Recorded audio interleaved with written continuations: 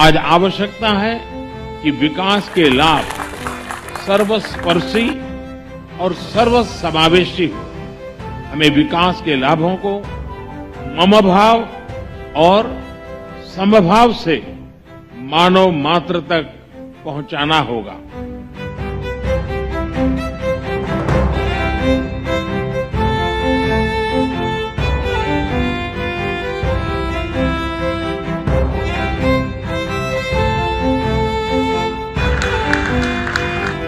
आज मैं ये आश्वासन देना चाहता हूं कि भारत की G20 अध्यक्षता इंक्लूसिव, एम्बिशियस, डिसिसिव और एक्शन ओरिएंटेड होगी।